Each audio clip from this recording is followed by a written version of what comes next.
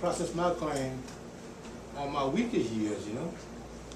Do it when the time's good happen, then you get more honest fishermen like that, you know? Because 3 years ago, anybody could maybe pay from 3 years ago, might not be in our friends anymore, you know? So, I think they're not gonna pay for, you know, the wrong kind of people there. Yeah, let me say, Yeah, for example. we're getting ready to go to the church now.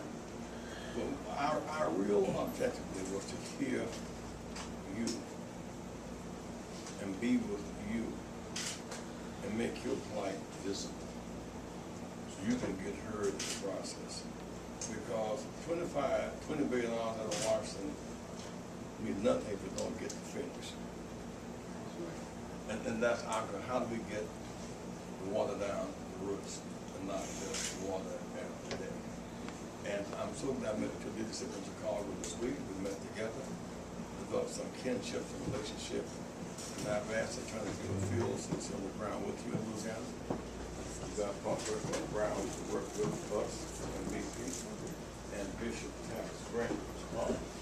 One reason Thomas Grant is going to be from Chicago. Whiting, BP has a plant there. They're dropping mercury and benzene in fresh water in Lake Michigan and ammonia close by drinking water. So whether it's BP in Chicago or BP in Texas City where 15 people got killed, or BP in the Gulf of Mexico, it's the same BP. It's the same British Petroleum, which bought the company from Iran, by the way. And one reason why there's so much dancing with them is that 15% of British pensions are tied up in BP. So if you put them in receivership, it affects the British economy. I mean, this thing is real big, guys. I mean, the stakes are very high in this. But the more we know about it, the more we know how to fight. So the choice will be between pension funds in Britain are Fishman and Phoenix. We cast our lot with you. We want people in Britain and here made whole. We don't want, like BP, we're going to put up $20 billion for over a 5-year period of time. They make $24 billion a year. They make $6 billion every quarter. So $20 billion over 5 years, that's like 20 billion out of 120, for example, right? I mean, the more we get, the more we figure out how this thing is going. Yes, ma'am, I'm sorry. It was over 5 states too. You've got more than Louisiana. You've got Florida, Alabama, Mississippi, Louisiana, Texas, that are all gonna want part of that 20 billion. Ronnie, you was 5 states in 5 years, right? and you got Florida that got Key Biscayne, all these rich folks that one business in Florida can almost claim that. But Ronnie, you were saying that you had an example of something earlier, and I think Yeah, Gary what Gary was saying, a prime example of what Gary is trying to say. Last year, for 800 pound shrimp, last year, 800 pound shrimp, dockside price for the fisherman was 30 cents. This year, today, dockside price, $1.35.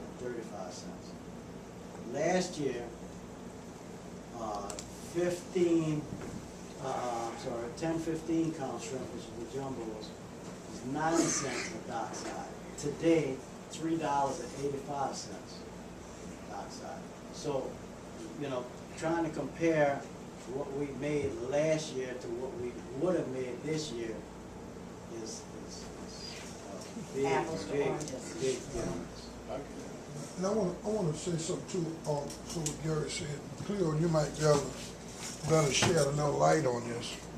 See, the reason why a lot of deck-ends don't have any kind of paperwork, because Louisiana chose back in the 50s to adopt for oyster fishermen that farmer's law, to put them underneath that, where the boat owner wasn't required to take out income tax or to give them a paper, because they were sharecroppers. They got paid a percentage of the crop. So, and that's one of the reasons why oyster farmers have never been able to qualify for SBA, federal SBA loans. So there's some ties there. But the federal government did give money from years and years to the agricultural department of the state of Louisiana. They dispersed that money, and of course, whenever the small fishermen found out about it, the big boys hadn't divvied it up already, so there was never no more money there. If a guy didn't have a big company or didn't own 5, 10 boats and stuff, or 20,000 acres of ground, and there's another problem we have with the wildlife and fishery, promoting all of this that backfires on the small fishermen. You've heard Mike Weiser and all these guys, I got 20,000 acres of ground, 10,000 acres. You've heard them yourself on TV. You know what Title 56 Louisiana law says? You cannot own or control but 2,500 acres of ground. You know, and they testifies in court in front of the Secretary of the Wildlife and Fishery that they own all of these ice leases. So, you know, and all of that plays back against to promote that sharecropping thing, and that's why none of these fishermen that deckhands have any documentation. Let me make this point, because we gotta make crack. The reason I want Brother Cleo work direct with you guys is he can argue this case in ways outside what law can argue. He feels that he cares for what he is, you are him. And so work with him. We definitely will. Because then through all these Anderson Cooper stories, the new one on there was arguing your case. The guy on CNN that was coming with his name, Anderson Cooper? no, man, the ultimate case, what's his name? Him Him and his wife. You talking him and his wife Marilyn and the guy her husband. I know you're talking about. No, the husband, you know, he's Democrat and she's Republican. You know you're talking about. James Carville. Carville, yeah, John Oh, Carville. Yeah, the point is, he's y'all's voice. Unless you say he's our voice. Carville, from Washington point of view, he is conveniently your voice. Obviously, he's not your voice. So unless you project your own voice, you will have no voice. Who is on the ground, who understands Louisiana politics and Louisiana law. You are not a lawyer, you're a fisherman. You need somebody who can argue your public case. I hope you will accept that, guys. We're gonna work with that. I know, we have a lot of young folks in here, Reverend Jackson, and before you leave, I know they all wanna get some pictures with you, so we're gonna do that.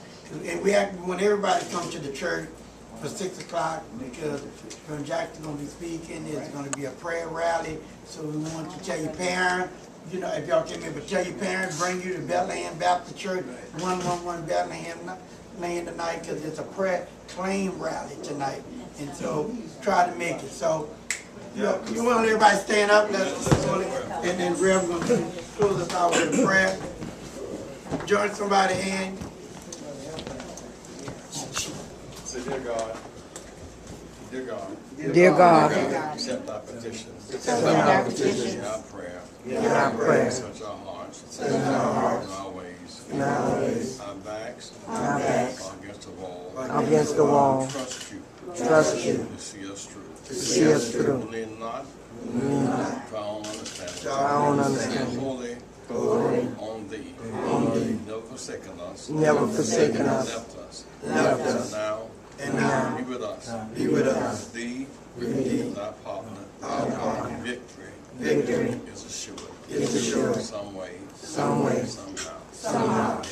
Amen. Amen. Let's get some pictures with our young people.